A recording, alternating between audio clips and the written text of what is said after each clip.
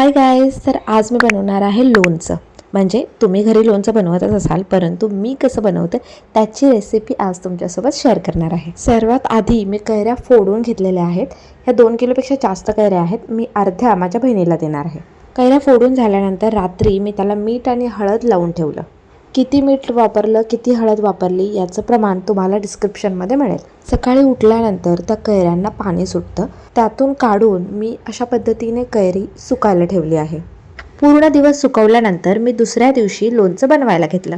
सर्वात आधी त्यामध्ये टाकला बेडेकर मसाला. मी इथं 1 किलो लोणचं बनवत आहे, त्यामुळे 1 पॅकेट मी टाकलेलं आहे. तुम्हाला पण माझ्यासारखं मसाल्यांचा अंदाज नसेल तर अशा पद्धतीने बाजारातला रेडीमेड मसाला वापरा, ज्याने लोणचं उत्तम होतं. त्यानंतर पिवळी मोहरीची डाळ घालायची आणि व्यवस्थित मिक्स करायचं. या मिश्रणावर गरम करून थंड केलेलं तेल घालायचं आणि पुन्हा मिक्स केलं. मिक्स करताच याला मस्त सुंदर असा वास यायला लागला. त्यानंतर 2 दिवस असंच मुरवत ठेवलं.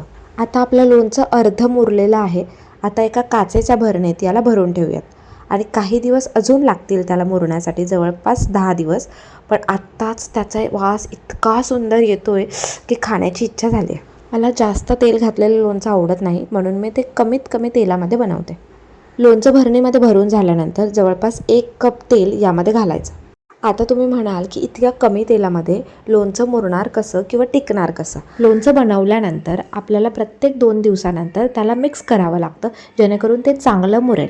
पण तुम्ही जर माझ्यासारखे आळशी असाल तर अशा पद्धतीने भरणी दररोज एकदा किंवा 2-3 दिवसातून एकदा फिरवू शकता, जेणेकरून तेल सगळीकडे लागेल. ट्रिक आवडली असेल तर लाईक करा, शेअर करा.